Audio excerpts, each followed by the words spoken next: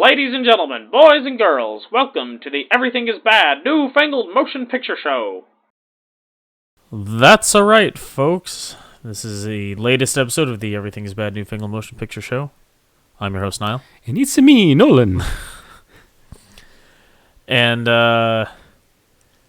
today we're going to be reviewing the latest in the oh-so-common genre of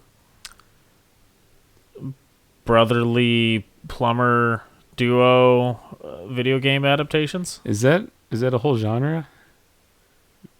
I mean, this isn't the first time such a thing has been made.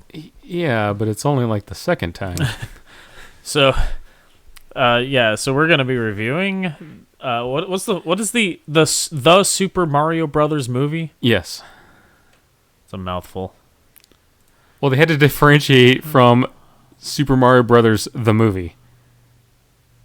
And I guess if you just called it Super Mario Brothers, that starts to get too easily confused with the video game. Right. So we're going to be doing a spoiler-free review, as usual, and giving a spoiler warning, going more in-depth into it after that. Nolan, in a lot of ways, like, you and me are like Mario and Luigi, except that, whereas Mario is the older of the two, you're the older of the two, and I'm the short, fat one. Yeah. So, so this movie, decidedly a kid's movie. So understand that going into it. I would have been upset if it was not a kid's movie. Mario Brothers movie should be a kid's movie. I agree. Of all the Nintendo products to be made into a movie, that could have been made into a movie, this one had to be a kid's movie. Right. Now, if they were to do make a Metroid, right, that probably shouldn't actually be a kid's movie. Maybe not PG-13. Yeah, and if they ever make a Zelda movie, they could make it like a high PG, probably. Yeah. But yeah, the Super Mario Brothers definitely needs to be G. Like, it is G, right? It's definitely a kids movie. And PG. There's some people who are like upset about that for some reason. Like, in the reviews, it's really weird. The going theory is that these people are determined to find something to not like about the movie. So this is just what they've come up with. Yeah. There's various, I'm not going to get into like politics, but there's reasons that people don't want to like the movie. Yeah. So, the movie is pretty good, though, I gotta say. Like, for, understanding it's a kid's movie, so there's going to be things that you forgive about a kid's movie. The pacing is going to be really fast, because you're not going to keep kids' attention on something, on, like, the same subject for that long. It's not going to be a very deep plot, Mario has never been a deep plot. Right. And this is going back to basics of Bowser wants to marry Peach, so he's trying to force her into that. Yep. But I personally, I never played the Mario games much. I haven't played one since Mario 64. So it's been a while. I played a little bit of that just because it was like on every demo. Every demo in N64. I played countless hours of Mario 3 and Super Mario World, though. Yeah, I played a lot of Super Mario World, but that was so long ago.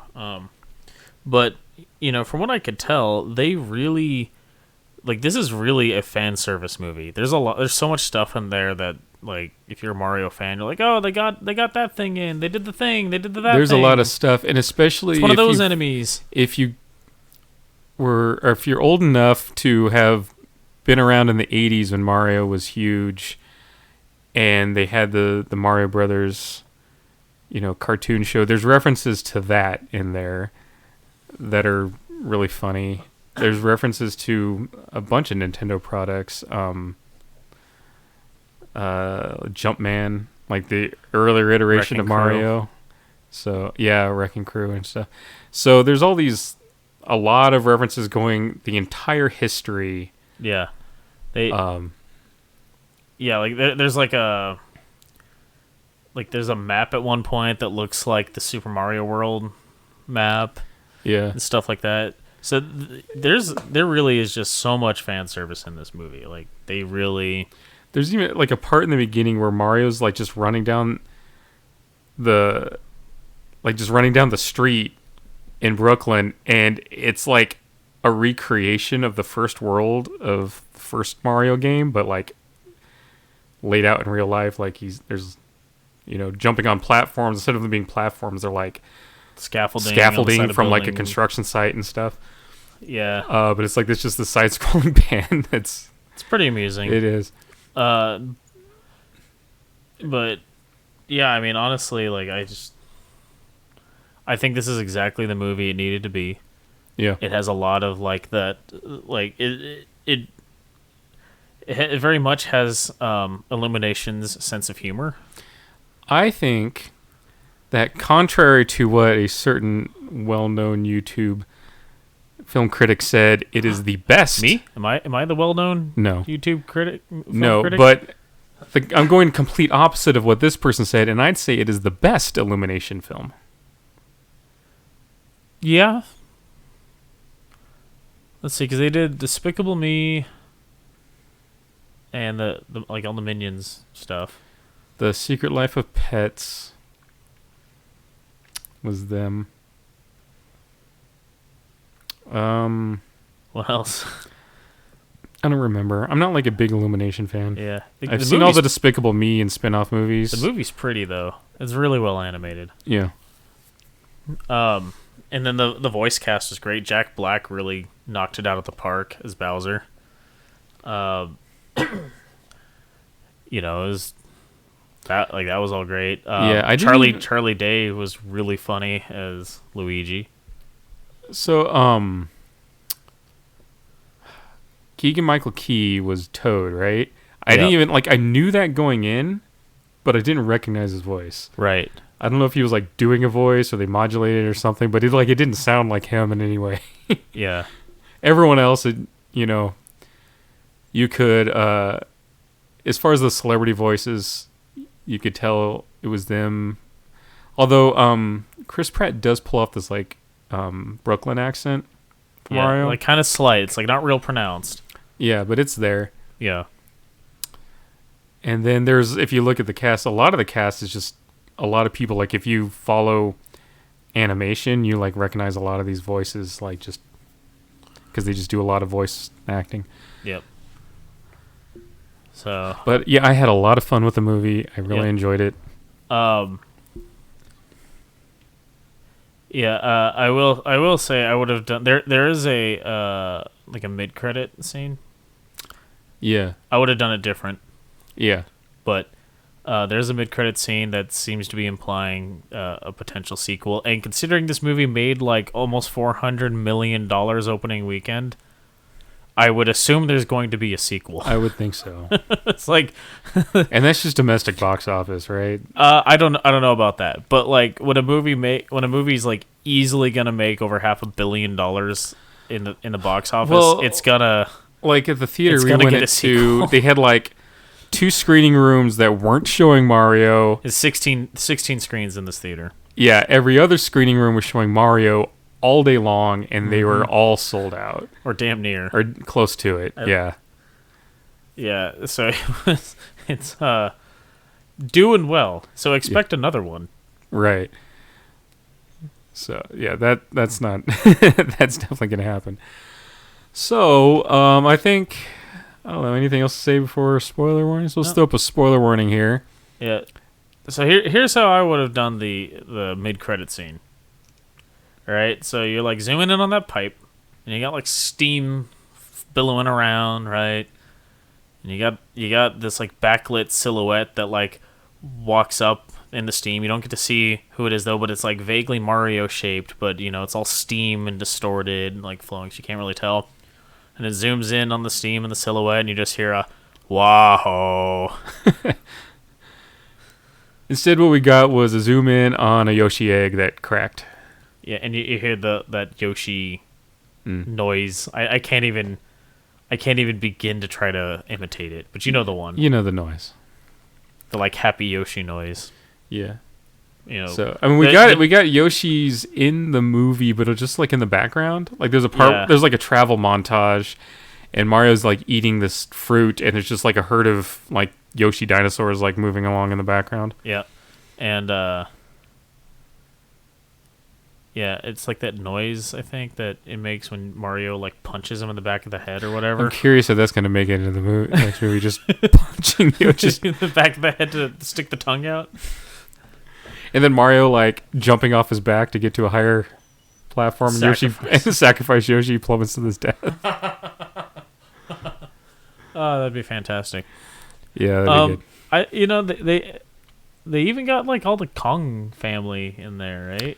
Yeah, we didn't get the girl.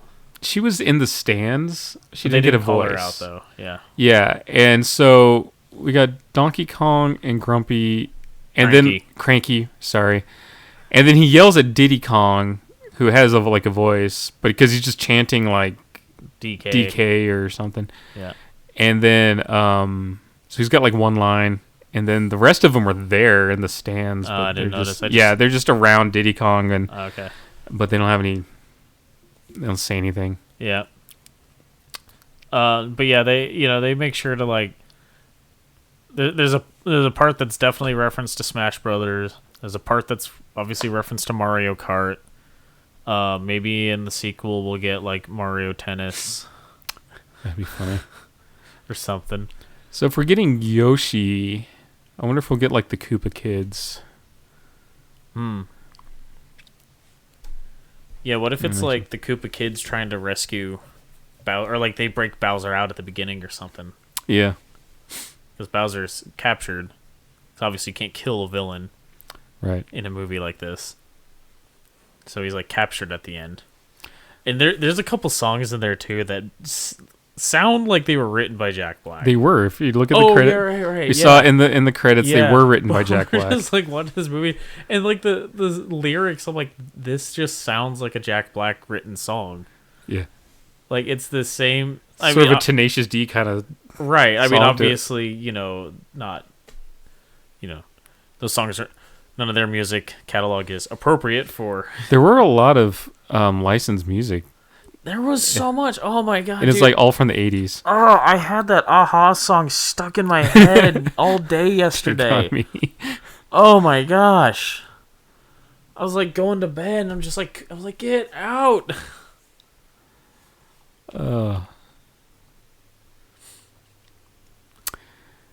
But yeah, I don't know what else to cover. I just thought it was a really good movie. It's exactly what it needed to be. A short kid movie. Yeah. I'm glad it dethroned Frozen as far as like biggest opening weekend for a children like animated movie or whatever. Yeah, I think it dethroned Frozen 2 for opening weekend or something. Yeah. Cuz Yeah. The thing that gets me about Frozen is like, I could accept that most Disney movies I'm not the target audience for, so I'm going to not be the biggest fan of. But Frozen didn't even have good music. It had one song that anyone knows. Yeah. And that's it. Song that I loathe. Yeah. I'm just glad I didn't have young kids at the time when that movie came out. Anyway, so that it for I think Mario. So. For Mario. It's me, Mario. All right. So coming up, what else we got? Renfield. Right, we're gonna see Renfield. That's when, next weekend? Yeah. Okay. Guy Ritchie's Covenant, right? We're interested in that. Yeah, that's like the non-Guy Ritchie movie. Yep, and Sisu. Definitely seeing that.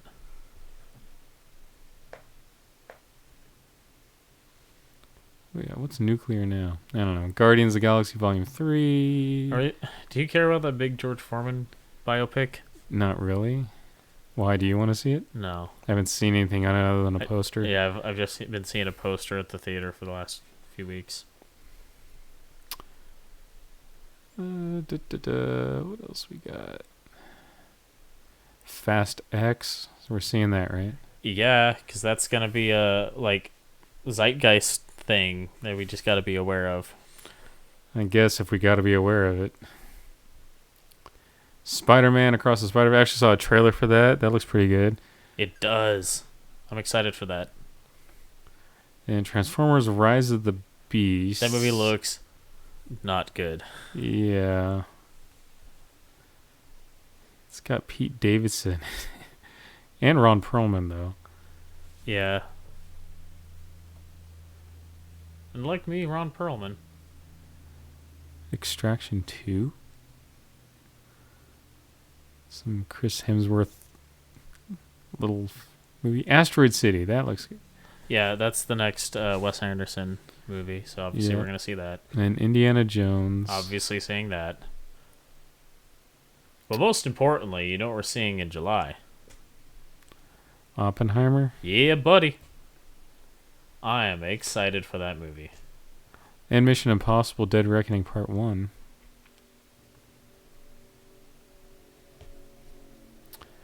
Yeah, that Mission Impossible movie's got a hard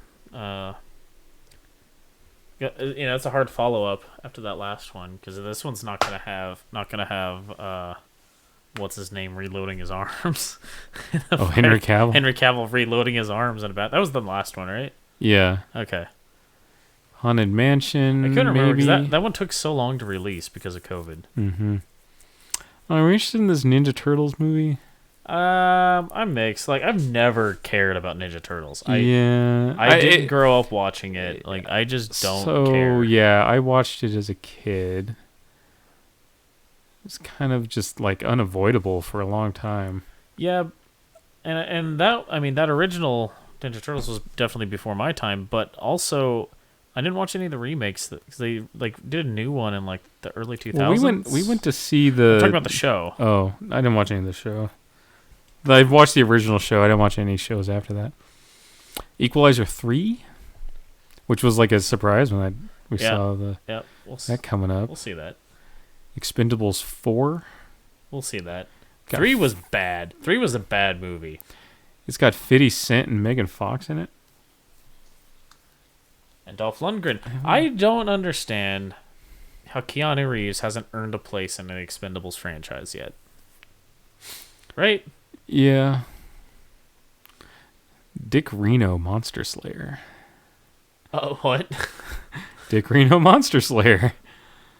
Join Monster Slayer Dick Reno as he joins the team with sexy agent Michelle Pfeiffer and vampiress Savannah. Can Dick Reno start merciless king of vampires, Count Moldark?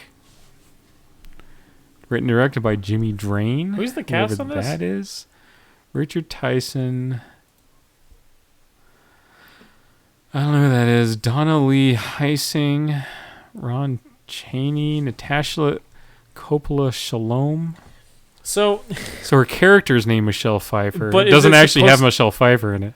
Is that supposed to be Michelle Pfeiffer, though? Or I wonder... It's probably a joke that... Because just look at her. She doesn't look anything like Michelle Pfeiffer. It's probably a joke that she's named Michelle Pfeiffer because her parents were fans of, I don't know, Batman Returns. But they're the fans of Batman Returns. All two of them. Nah, there's... That movie's got a big following. I don't know. This Jimmy Drain, he plays Dick Reno, also the writer and director. Yeah, that's interesting. Yeah. I like the name though. Yeah. Yeah, that's a name, all right. Anyway, Kraven the Hunter. It's in October. I think done properly, Kraven the Hunter could be an interesting movie.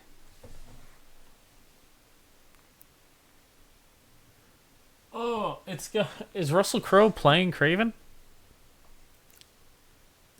don't know.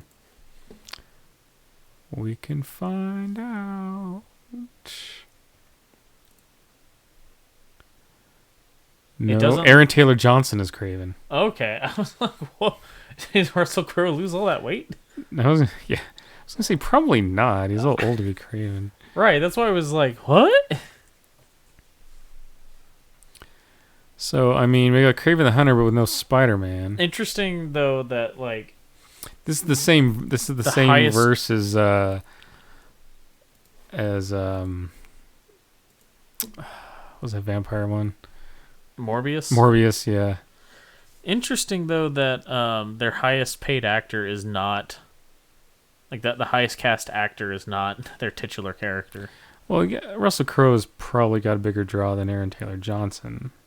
Oh, I'm sure. Not that Aaron Taylor Johnson's a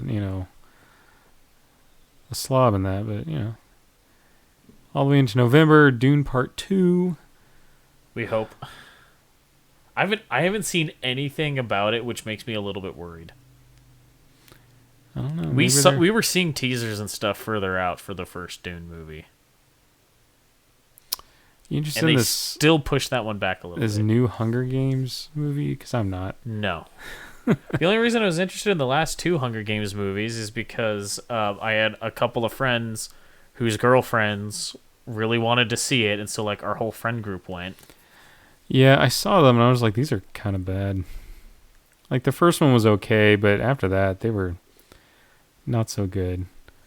Not even Natalie Dormer could save it. So Not I'm even curious Natalie at Dormer in like how skin-tight pants busy. could save it. I'm curious how busy Timothée Chalamet was this year. If they're gonna have Wonka and Dune Part 2 like released within a month of each other. Is he in Asteroid City? I'm just asking because Wes Anderson likes to reuse actors all the time. Oh, I don't know. Here's the thing, though. I think he'll probably be a pretty good Wonka. Yeah, I have no problem with it. Curious, if it's. We're in a Timothy Chalamet Yeah. time period here, Nolan. It doesn't look like he is, because it doesn't. I don't think he was in that. Anyway, so that's like most of the upcoming year right there. Yeah, buddy. Get hyped. Lots of movies. Movies are back, baby. Yes, they are. And they all have Timothy Chalamet. A lot of them do. Who else is in that movie here? Keegan-Michael Key. He's in a lot of stuff lately too. He really has been. Rowan Atkinson. Haven't seen him in anything in a while. Really? Rowan Atkinson. Wow. It's the priest.